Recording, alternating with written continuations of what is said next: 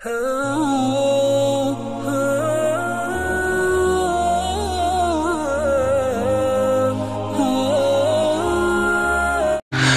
वालेकुम दोस्तों, कैसे हो? उम्मीद है कि सब खैरियत से होंगे। अल्लाह आप लोगों को ऐसे ही खुश रखे। ये वीडियो सरकार दो आलम सल्लल्लाहु अलैहि वसल्लम की जिंदगी पर बनने वाली वीडियो सीरीज का, जिसका नाम मोहम्मद सबके लिए, उसका पहला हिस्सा होगा, पार्ट 1 होगा। इससे पहले कि हम सरकार दो आलम सल्लल्लाहु अलैहि वसल्लम की सीरत मुबारका यानी आप सल्लल्लाहु अलैहि वसल्लम की पूरी जिंदगी को सुनना समझना शुरू करें, उससे पहले थोड़ा शॉर्टकट में मक्का मुकर्रमा की सरजमीन का बैकग्राउंड को समझना जरूरी है कि मक्का शहर कहां आबाद हुआ, कैसे आबाद हुआ, किसने आबाद किया, और साथ साथ काबतुल्लाह की तामीर कब हुई, कहां हुई और कैसे शुरू हुई और किसने की, ताकि सरकार दो आलम सल्लल्लाहु अलैहि वसल्लम की पूरी जिंदगी हमारे दिमागों में बेहतर तरीके से बैठ सके। तो चलिए शुरू करते हैं। मक्का मुकर्रमा यानी मक्का शहर आज से तकरीबन 4000 साल से भी ज्यादा पहले हजरत इब्राहिम अलैहिस्सलाम की बीवी हजरत हाजरा अलैहिस्सलाम ने आबाद किया था। यही शहर बाद में मोहम्मद रसूलुल्लाह सल्लल्लाहु अलैहि वसल्लम का वतन हुआ। हजरत इब्राहिम अलैहिस्सलाम के जमाने में ये एक ऐसा इलाका था जहां दूर दूर तक कोई आबादी नहीं थी, यानी न कोई इंसान रहता था, न कोई परिंदा, न कोई जानवर रहता था। बिल्कुल काले पत्थरों से भरा हुआ ये इलाका और चटियल मैदान, न कोई पानी, न कोई सब्जा, न कोई हरियाली का निशान था। मगर खुदा को इस सरजमीन को दुनिया में बढ़ाना था, इसलिए इस जमीन को आबाद करने का अल्लाह तबारक व तआला ने इरादा किया। उसने अपने दोस्त, अपने खलील, अपने प्यारे नबी हजरत इब्राहिम अलैहिस्सलाम को हुक्म दिया कि वो अपनी बीवी और अपने दूध पीते बच्चे को इस जमीन में पहुंचा दे। हजरत इब्राहिम अलैहिस्सलाम ने अल्लाह के हुक्म के आगे सर झुकाया और अपने बीवी बच्चों को इस वीरान और चटियल मैदान में पहुंचा दिया। अल्लाह के खलील यानी अल्लाह के दोस्त हजरत इब्राहिम अलैहिस्सलाम ने अपनी प्यारी बीवी और अपने मासूम बच्चे हजरत इस्माइल अलैहिस्सलाम को उस वीरान जगह पर अकेले छोड़कर चले गए। हजरत हाजरा अलैहिस्सलाम यहां पर हैरान और परेशान फिर रही थी। उनकी गोद में मासूम बच्चा भूख और प्यास से तड़प रहा था। अल्लाह ताला ने अपने फरिश्ते हजरत जिब्राइल अलैहिस्सलाम को भेजा। जिस जगह आज काबा है उसके करीब हजरत इस्माइल अलैहिस्सलाम जहां प्यास की वजह से अपनी एड़ियां रगड़ रहे थे, अल्लाह के हुक्म से वहां पर पानी का चश्मा उबल पड़ा। यही वो चश्मा है जो जमजम का कुआं कहलाता है। इस तरह खुदा ने इस सूखे और बंजर इलाके में पानी का इंतजाम कर दिया और हजरत हाजरा और उनका बेटा हजरत इस्माइल अलैहिस्सलाम यहां सब्र और सुकून के साथ रहने लग गए। फिर क्या था, यहां पानी को देखकर परिंदे आने शुरू हो गए। हर वक्त परिंदों के झुंड वहां पर उड़ने लगे। इत्तेफाक से उस जमाने में एक काफिला वहां से गुजर रहा था। वो काफिला एक कबीले का था। वो कबीले का नाम बनी जुरहुम था, जो पानी की तलाश में इधर उधर भटक रहा था। उसने परिंदों के झुंड को उड़ते हुए देखा तो समझ गए कि यहाँ कहीं पर पानी मौजूद है, और ढूंढते ढूंढते वो उस कुएं के पास पहुंच गए।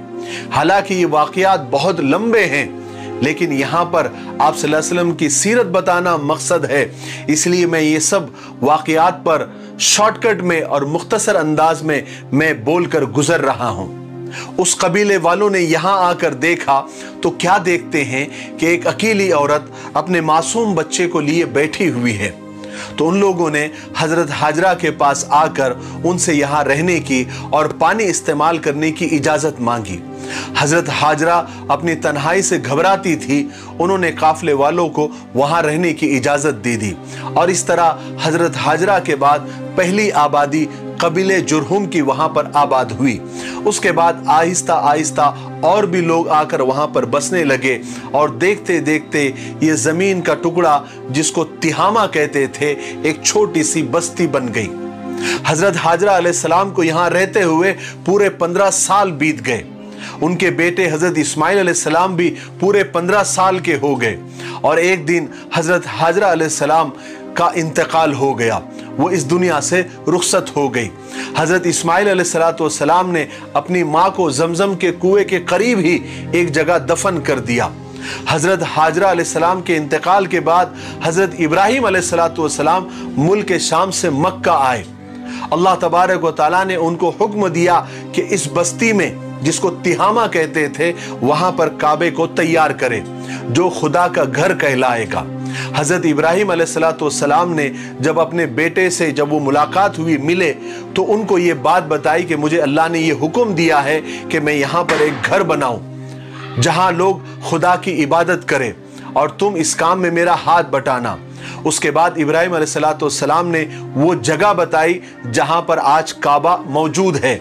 हजरत इस्माइल अलैहिस्सलाम ने फौरन अपने बाप का हुक्म माना और तामीर के लिए पत्थर वगैरह इकट्ठा करना शुरू कर दिए और हजरत इब्राहीम अलैहिस्सलाम ने दीवारें बनाना शुरू कर दी और कुछ ही दिनों में काबा तैयार हो गया जहां पर लोग खुदा की इबादत करने भी लग गए।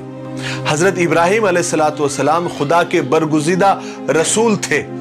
तमाम उम्र लोगों को खुदा की इबादत और सीधे रास्ते पर चलने की बात करते रहे और तबलीग करते रहे, लोगों को समझाते रहे। काबे की तामीर के बाद हजरत इब्राहीम अलैहिस्सलाम का भी इंतकाल हो गया और अल्लाह तबारक व तआला ने उनके बाद इस्माइल अलैहिस्सलाम को नबी बनाया। हजरत इस्माइल ने भी लोगों को खुदा के एक होने का पैगाम दिया और सही सही और सच्ची बात लोगों तक पहुंचाई। इस तरह मक्का में हजरत इस्माइल अलैहिस्सलाम का सच्चा मजहब फैलने लगा और अल्लाह तबारक व तआला ने लोगों के दिलों में अपने पाक घर की इज्जत और मोहब्बत डाल दी, यानी काबा की मोहब्बत डाल दी और बहुत जल्दी दूर दूर तक इसकी शोहरत हो गई, एडवर्टाइज हो गई। आखिरकार 100 साल तक लोगों को सीधा रास्ता बताने वाले हजरत इस्माइल अलैहिस्सलाम का भी इंतकाल हो गया। आपकी शादी चूंकि मक्का में ही हुई थी तो आपकी औलादी भी यहीं पर रहती थी, यहाँ तक कि आपकी औलादें इतनी बढ़ गई बाद में कि वो दूसरे शहरों में भी जाकर बसने लगी। मक्के वालों में बैतुल्लाह शरीफ के इंतजामात की बहुत अहमियत थी और बैतुल्लाह के इंतजामात करने वाले यानी ट्रस्टियान जो काबा थे वो हजरत इस्माइल अलैहिस्सलाम के ही खानदान के लोग थे। चूंकि वही लोग ट्रस्टी थे इसलिए काबे की चाबियां भी उन्हीं के पास होती थी।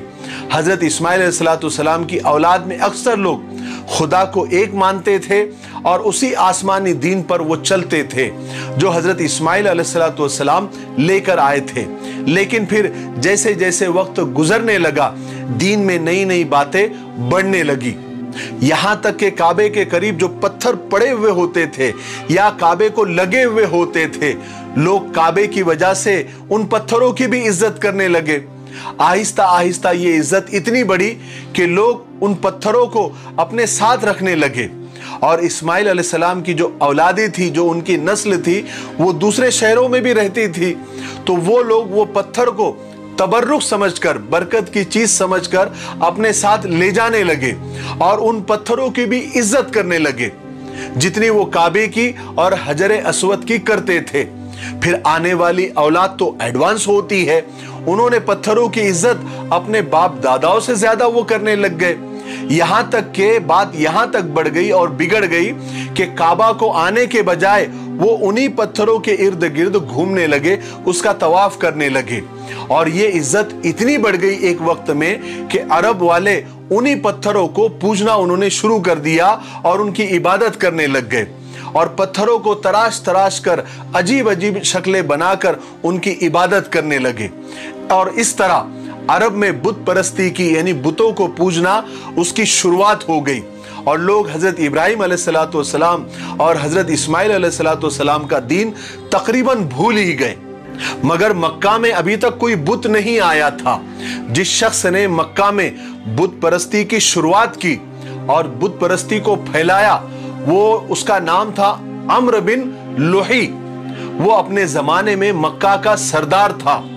हुआ ये कि वो एक दफा अपना इलाज कराने के लिए मुल्क शाम गया, जहां उसने लोगों को पत्थरों को और तस्वीरों को पूजते हुए देखा, तो उसे वो तरीका बहुत पसंद आया और वो वहां से एक बुत लेकर मक्का में आ गया और उसे बैतुल्ला में यानी काबा में रखवाया। इस तरह पहला बुत काबा में रखा गया जिसका नाम हुबुल था।